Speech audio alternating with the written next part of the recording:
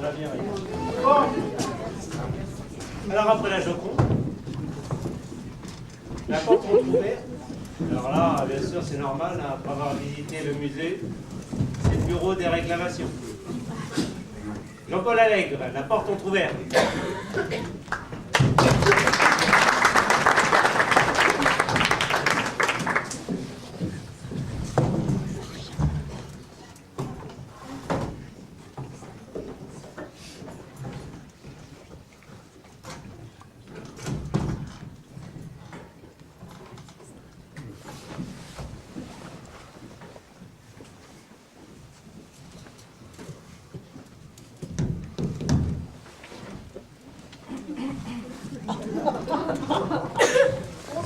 Bonsoir. Les journées sont tellement longues que je ne sais plus où j'en suis. Enfin, c'est la vie, si je puis dire. Bien.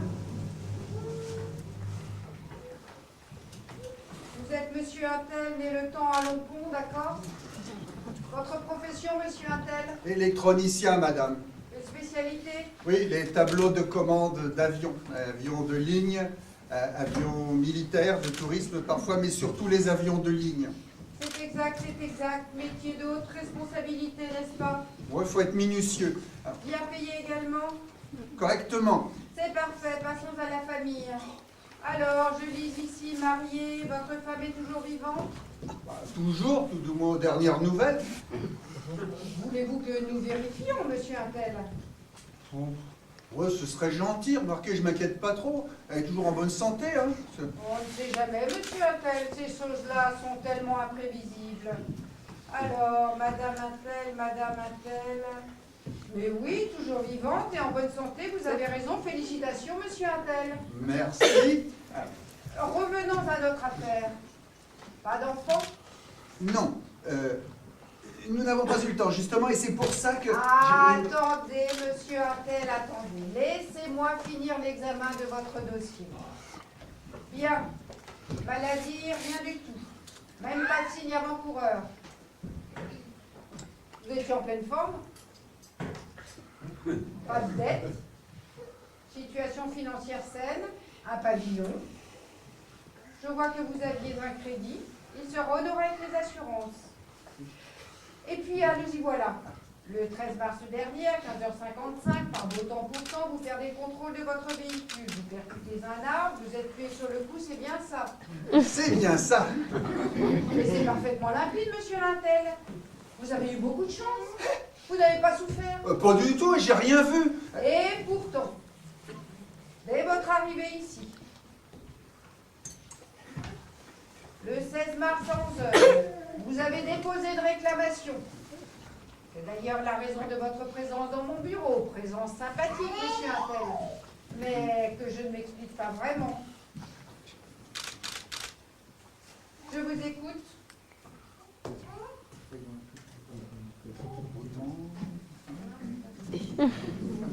Reprenons les faits, vous les dites.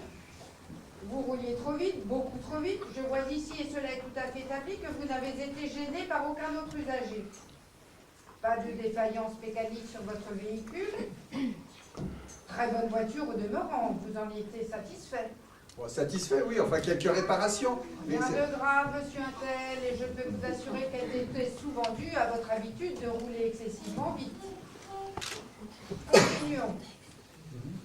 Visibilité parfaite, route sèche, pas d'éblouissement par le soleil. Non, vraiment, le cas est clair. Vous ne pouvez vous en prendre qu'à vous-même. Vous maintenez votre réclamation? Oui, C'est votre droit. Mais il faut me fournir des arguments. Et je vous rappelle que je suis seul juge. Je vous écoute. je roulais trop vite, je le reconnais. J'ai toujours été amoureux de la vitesse. Mais je vous fais remarquer que, contrairement à tant d'autres, je n'ai entraîné personne dans la mort. C'est exact. Ouais. D'autre part, vous n'avez laissé aucune chance. J'ai même pas eu le temps de donner un coup de volant. Là, je vous arrête. Si je ne m'abuse, vous aviez eu un accident quelques années auparavant. Fracture du poignet, Léger traumatisme crânien. Et cette fois avec votre femme. Elle n'avait rien eu. Vous voyez bien que je ne sois pas si méchant. Et puis il y a quelques semaines seulement, une jolie sortie de route. Certes, rien de grave, mais une belle peur, n'est-ce pas? Voilà des avertissements qu'il ne fallait pas négliger. Mais continuons. Bon. J'avais aussi un rendez-vous important. Il faut en tenir compte. J'étais en retard. Là, je vous arrête, monsieur Intel. Tout le monde me dit ça. Bref. Que voulez-vous exactement? Oh. Si vous pouviez me remettre quelques secondes avant ce maudit virage dans ma voiture, je vous jure qu'à l'avenir, je serai prudent, mais vraiment prudent. Je vais vous décevoir, mais je ne vais pas pouvoir faire cela pour vous. Voyez-vous, je vous connais, vous autres les vivants.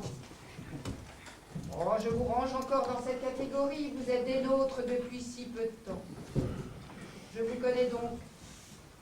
Vous tiendriez votre promesse quelques heures, quelques semaines, et puis... De plus, il est très rare, vraiment rarissime, que nous donnions une seconde chance.